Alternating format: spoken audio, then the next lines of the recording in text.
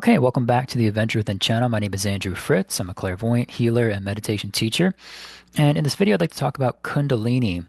And I think two important things to just be aware of when working with your Kundalini, activating it and kind of running it. Um, and those two things would be grounding and also knowing how to turn the energy off. I don't think a lot of people are aware that you can do that. Um, so let's start with grounding.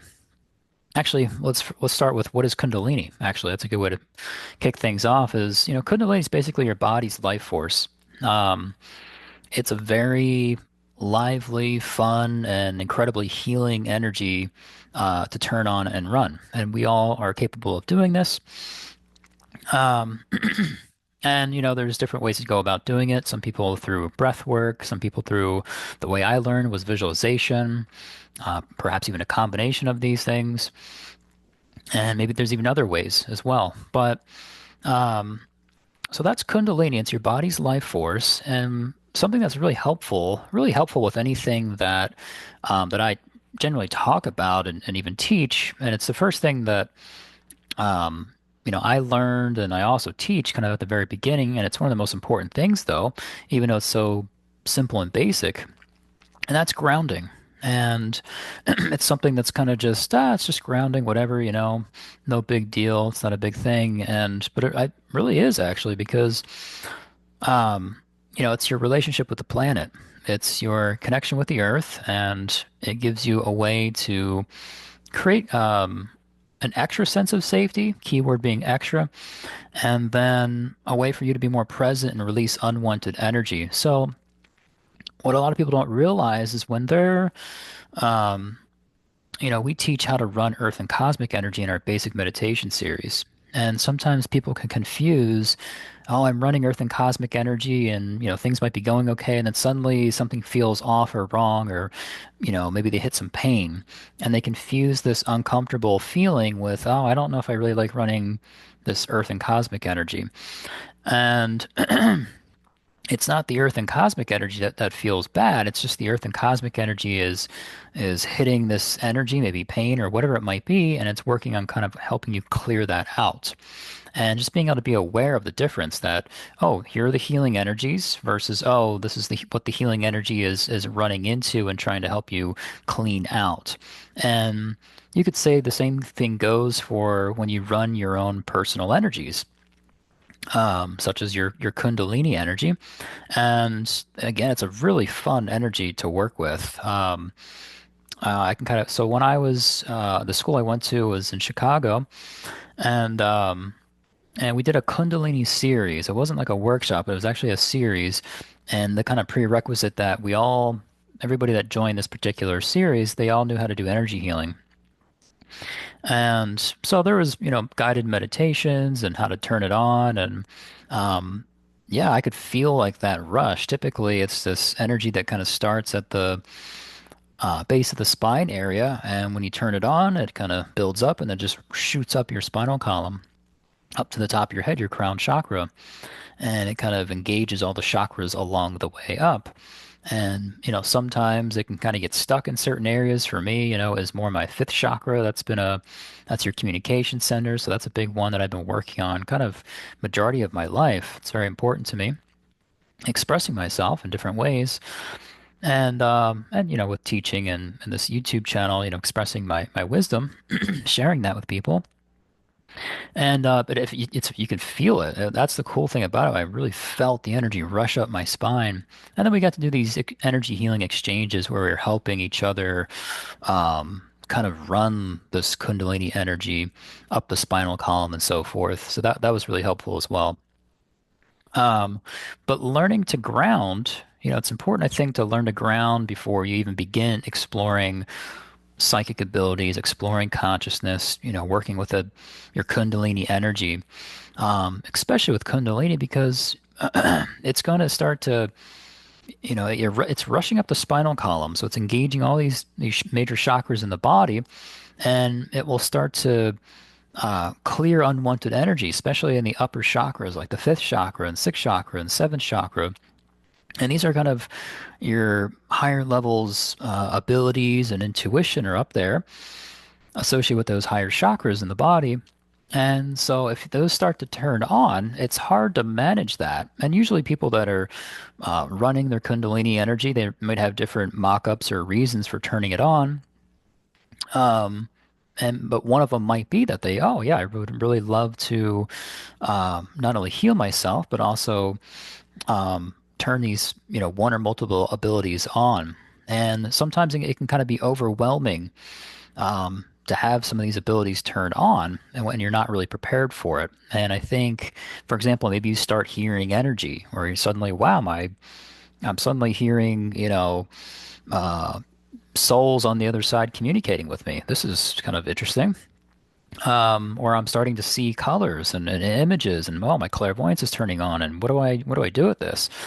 And it is really helpful just to at least know how to ground first, so that you have a way that when energy gets lit up, that's not your energy, especially when you're running this Kundalini energy, it's going to clean out pain and other unwanted energies that you've been holding on to, whether you're conscious or unconscious of it. And so grounding is a great way to just kind of acts as like a stabilizer for you, and it can kind of release that negative energy that's getting kicked up. It can go somewhere and it can be grounded out and neutralized in the earth below, and you're kind of freed up. But when you start to turn these abilities on, it's nice to be grounded with them. When you're ungrounded, think of it, when you're dealing with a dilemma. Could be anything in life, right? We've all experienced different types of dilemmas over time throughout our lives. And, when you're grounded and you're kind of handling a dilemma, it's much easier to work through that, whatever it might be. Whereas if you're ungrounded, that dilemma is going to seem like it's a much bigger thing than it actually is. So same thing can apply to when you're, oh, suddenly I'm hearing things now, or I'm seeing things now. And, for a lot of people in the world, they might not be experiencing that and they might not believe in that. And they might go as far as really invalidate that, and discredit that. And so sometimes it's challenging to, okay, how do I communicate, about these experiences I'm having? So the first part is, oh, okay, yeah, it's nice to be grounded before running your Kundalini and before turning on some of these abilities. A secondary part, and I did a video about this, would be having some sense of community, whether there's at least one or multiple mentors or guides or teachers that have already gone through this and can guide you with this thing, exploring consciousness. And maybe even actually having classmates that are going through the same process as you. So you have people to communicate with and interact with, so it doesn't feel so isolating. So grounding and community is really helpful when you're getting into spirituality. And even in the later stages, I've been doing this for quite a while, and I'm part of a community, and we're working on transmediumship. So still, at any stage, it is really helpful.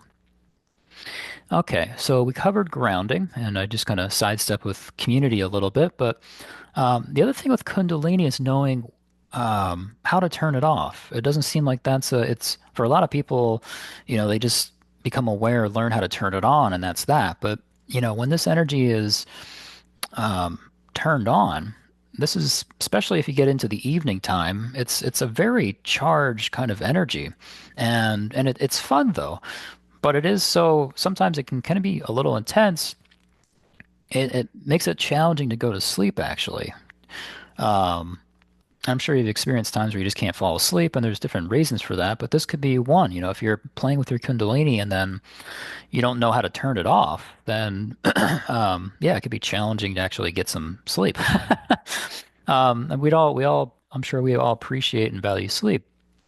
And so knowing how to turn it off. So and it's a very simple way that I learned and that I teach.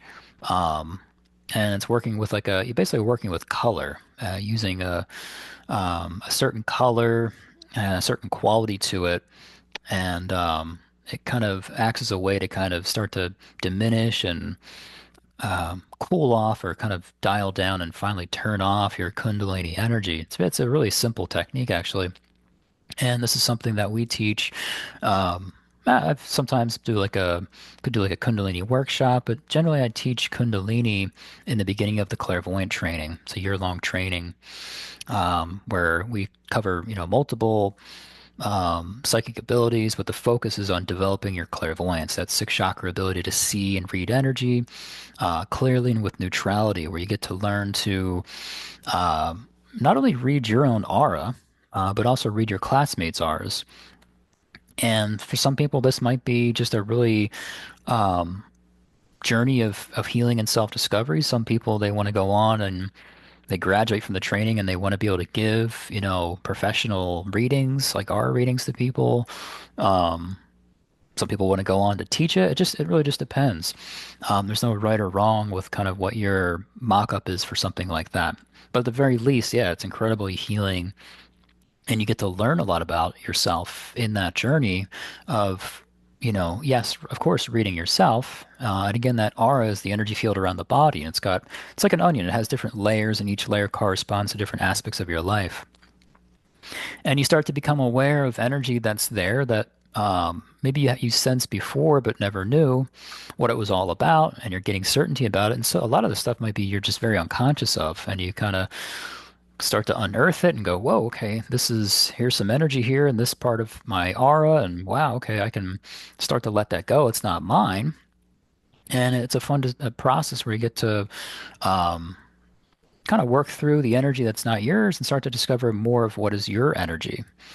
Um, and you get to read other people, and yes, it's about giving a spiritual hello to someone else, and in the kind of our daily lives, we're very much used to just using our physical eyes and seeing each other's bodies and sometimes judging each other for different reasons, whether it's on a physical level or different levels. And it's nice to actually, in these reading exchanges, whether you're giving or receiving one, but especially on a giving one, you're using your clairvoyance and you're in a state of neutrality. It's non-judgment. It's not something that's good or bad. You're just letting it be as it is. And that can be really kind of a relief to be around that. Because no, it never feels great to be judged. And so in these readings, even though you might be reading someone else, yeah, you're giving them a hello, you're also learning about yourself. We're mirrors. So you will see blockages in other people, and you might have similar blocks in yourself, and you get to kind of see how that you can work through that. And that could be helpful for the other person and yourself as well. Same thing when you see really great things in someone else. You too have that within yourself. So actually reading other people, you learn about yourself a lot as well, and you get some answers and maybe some ideas of next steps for yourself in one or more multiple parts of your life. Um, but anyway, yeah, so we teach the Kundalini class in that year-long clairvoyant training, which we call the Language of Spirit training. And our website is adventurewithin.co. It's in the description below if you're interested in that. Check that out. But yeah, I think it is important to kind of wrap this up with Kundalini. Definitely knowing how to ground your body first. And I have if you go to the guided meditations playlist on the YouTube channel, there's multiple ones where you learn how to ground at the very beginning of the meditation. So you can check that out, even learning how to center yourself kind of in that pineal gland area of the brain. That could be really helpful. It's very calming to ground and center yourself. Um, and yeah, just being able to know how to turn the Kundalini off. I think that could be really helpful. But anyway, I just thought I'd share that because that's pretty important because I do see things online where people, um, they might have, some people have really pleasant experience with the Kundalini. Some people have, um, you know, experiences where, things open up and they don't know how to handle it. And again, grounding and community and knowing how to turn this off, I think is really important because it will activate different abilities that are very natural to you and everybody else. But if it's new to you and you don't know much about it or how to manage it, it can seem really overwhelming, where you're just getting bombarded by your hearing energy, you're seeing things, And it sometimes it can go as far as feeling like you're going a little crazy. And that's just really because, with society, that's not really discussed, mainstream wise very much. It's changing. We're starting to talk about it much more. But still, for a lot of people, it's really invalidated and discredited, and it will make you feel kind of like you're going crazy, actually. And whereas actually you're just having a spiritual awakening. But really, the trick is, um, how do you stay afloat, in the water? How do you stabilize yourself and manage this, and where you can kind of feel like there's a sense of safety, and you can actually explore this. And again, I think grounding is a big one with that. So, anyway, hope this was helpful information. If you have any questions or comments, feel free to leave the comment below. Feel free to like the video, subscribe, and I'll see you in the next video. Take care.